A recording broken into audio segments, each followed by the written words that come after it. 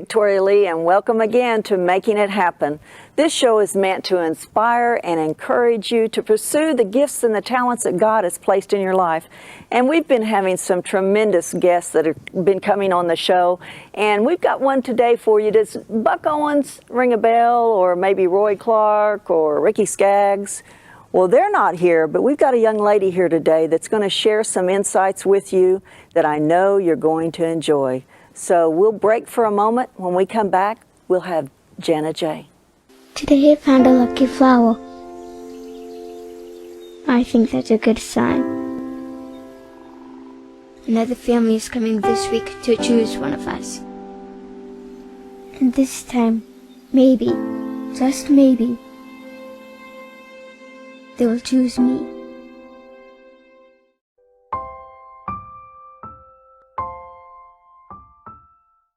Hi, welcome back. And I'm so excited to introduce you to our next guest, Jana Jae. I met her, probably a couple of years ago. She probably doesn't even remember who I was or where we were, but we did shortly. And she's got a background that you'll find quite interesting. So let me introduce you to Jana Jae. Thank you. Thank you. Would you like to have a seat?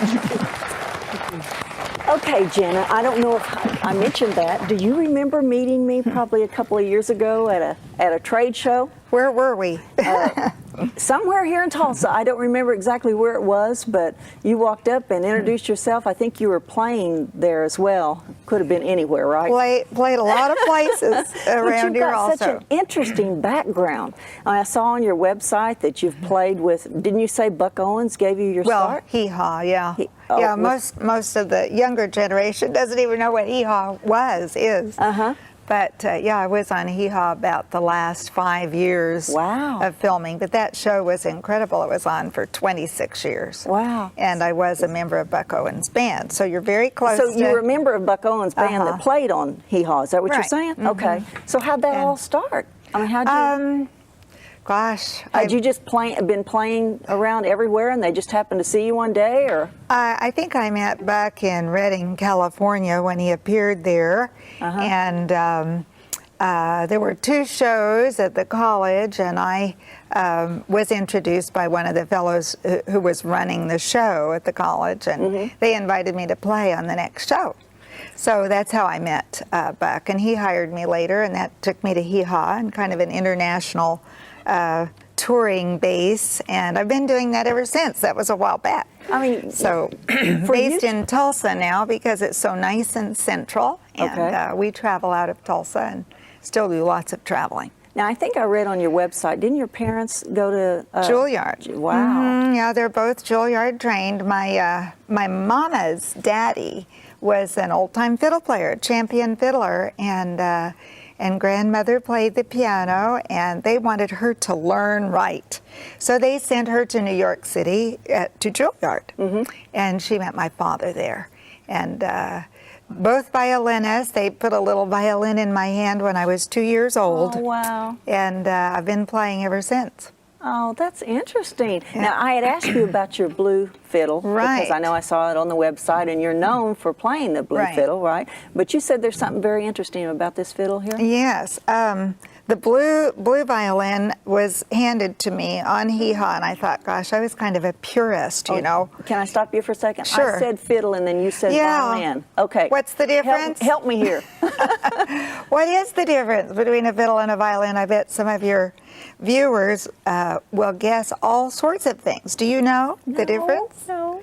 Most people don't really, but there is no difference. It's just the same instrument, it's just how you play it. Now, what do you mean by that? Well, we'll show you when we play over there in a little bit. I'll wait. Yeah. I'll wait. But we can do classical Bach or whatever on this, or a little bit of hoedown type thing, bluegrass, whatever. Now, you said that the blue fiddle, so why do you switch, I mean, why do you play the blue? Well, the blue violin is electric, and I didn't know anything about, how we would be. You have all sorts of facilities here that I didn't realize. So I didn't bring my electric violin, because this one I just play, wherever. It has a nice loud sound. This was made in 1750 in Milan, Italy. And that's the same time period, Stradivarius all those really great violins were made. And same area. Cremona is just about 60 miles from Milan. So this is a really fine violin that I cherish and protect and love playing. It's a Finoli, and it's really, you know, I do all sorts of music with it, chamber music and all. But if I need to be heard in a band, then I plug in and play my blue fiddle, because that became sort of a trademark on Hee Haw. You know, it was the best thing I ever did, really. But I objected at first because I was a purist, didn't think that that blue violin, I thought, what on earth? But it worked. Oh, wow.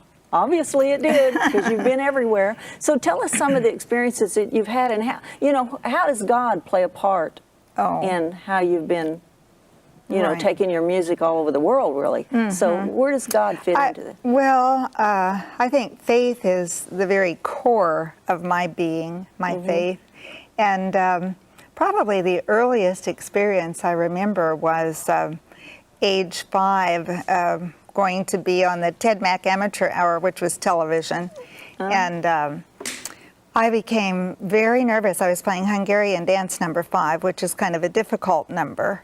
And my mom said, now, Jana, you know God is right here with you every moment. And I think that simple thought of just the presence of God surrounding me was really, I just was totally relaxed. And, now, how you know, old were you at that time? 5. 5? And oh, we wow. sailed through the performance, the televised performance. And, but that was a good, that was kind of a foundation, and that's where we always started. And you know, music is thought of as the international language, universal language, and crosses all boundaries. But I think it's more than that, really. I think of it as God's language.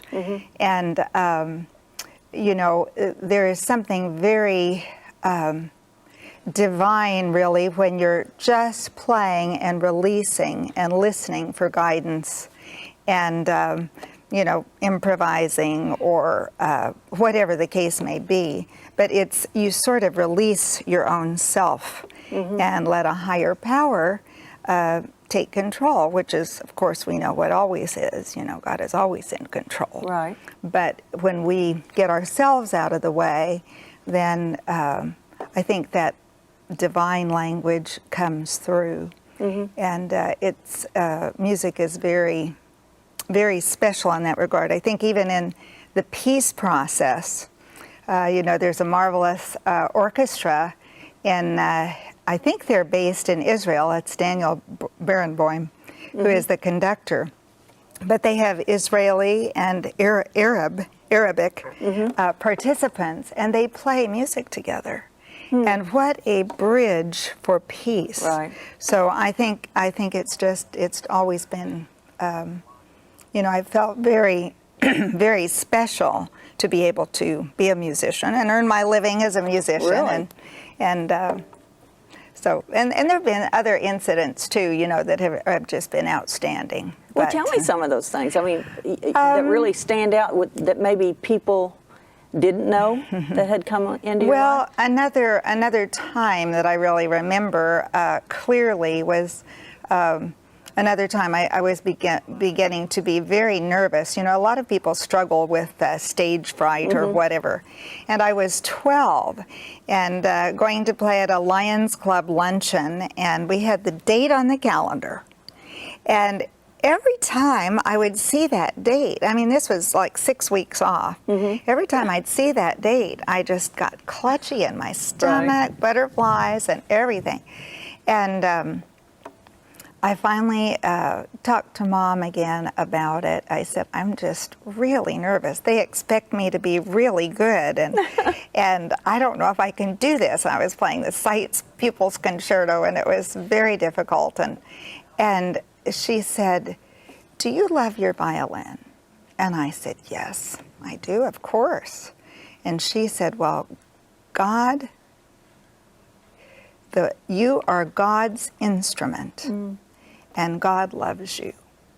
And so that just erased all the fear. And I thought, well, so I've thought of that. You know, you get yourself out of the way. You're just an instrument Right. for God's Word. And so that was so helpful. And these early experiences, anyway, I usually don't have trouble with stage fright. Mm-hmm. You seem very calm. Well, this is a different experience. We'll see what happens. I don't have my normal musicians. Joseph and I put something together for you just spontaneously. We're anxious to hear that. So this will be kind of fun. We're getting ready to take a break right now. When All we right. come back, we'll find out how you and Joseph work well together. But I appreciate it, Jana. Hold on for just a minute. We'll take a quick break, and when we get back, let's see what Jana Jae and Joseph can do together. I know you're going to enjoy it.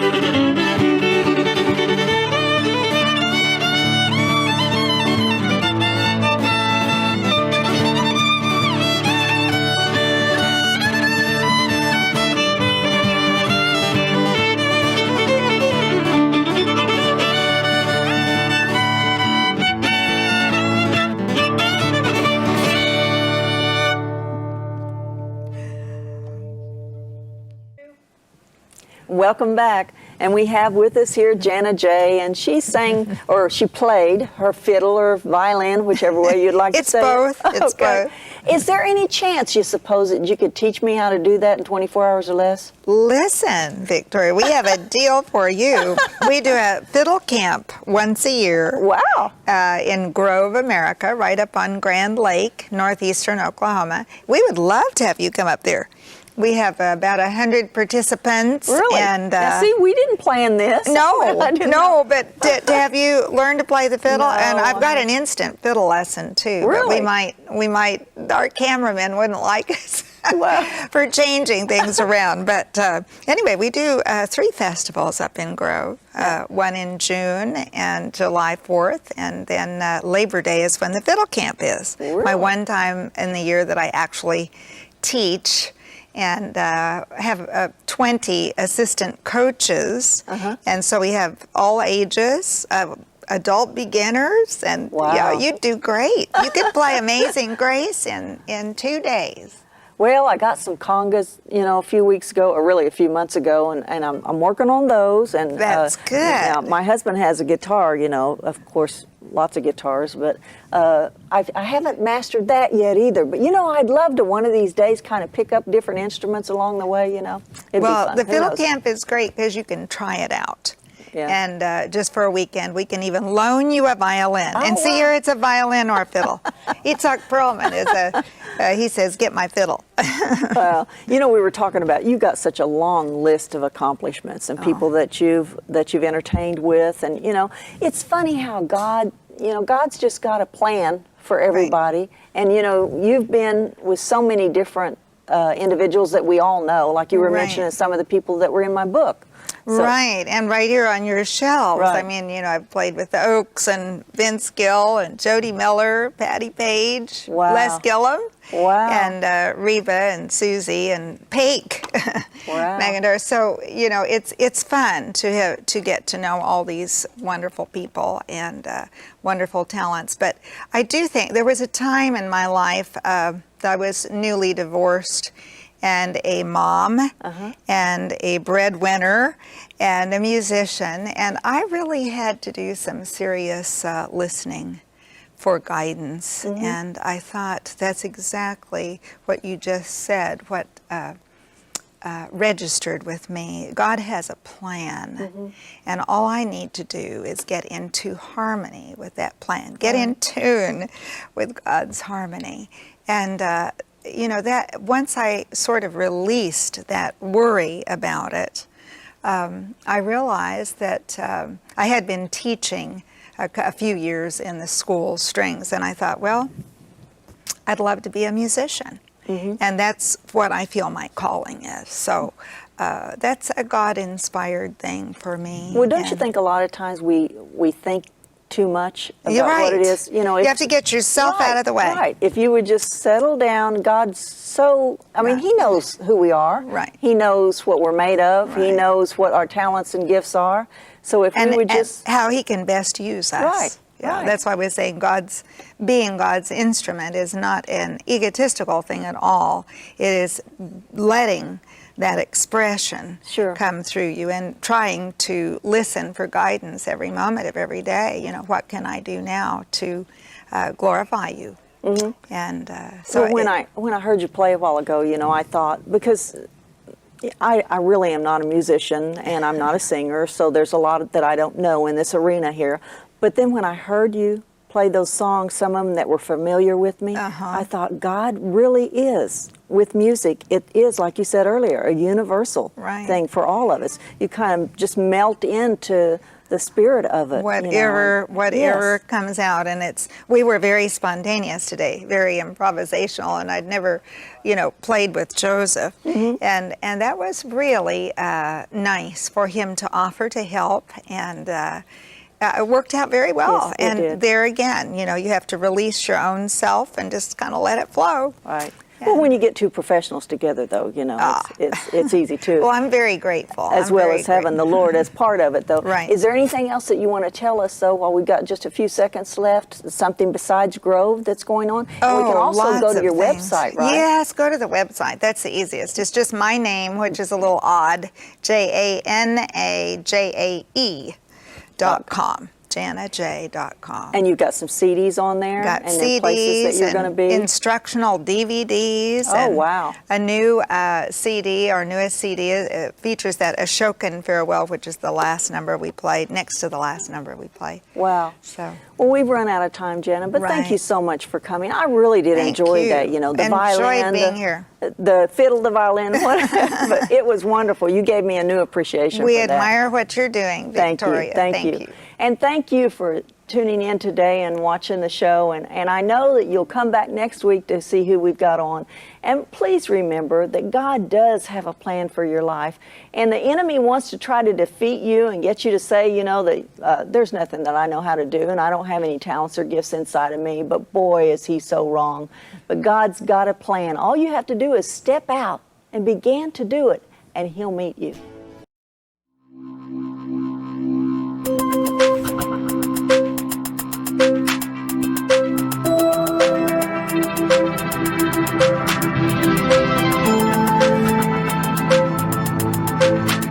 People that haven't been in abusive situations, they think, what is wrong with you? Can't you just get over it? But you can't get over it unless somebody tells you how.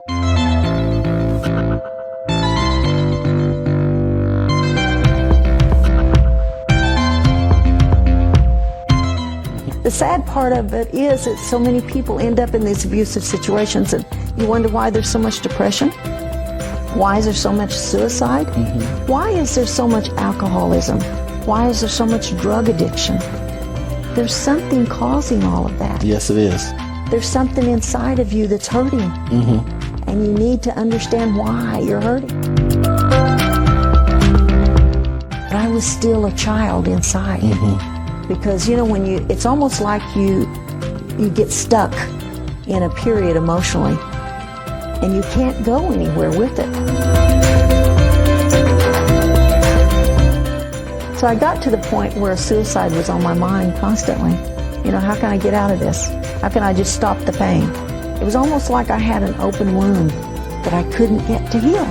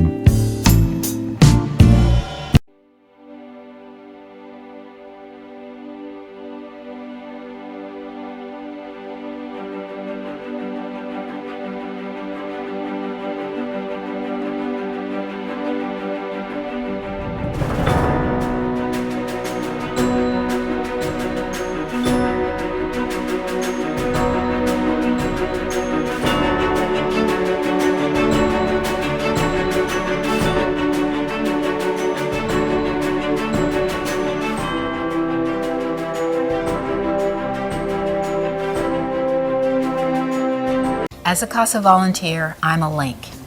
a key link in providing information to the court that will assist them in making informed decisions about the case. I'm just one person, but my being there means a lot to that child, and it means even more to me. Every person has the power to make a difference. Give a child the gift of hope by becoming a CASA volunteer.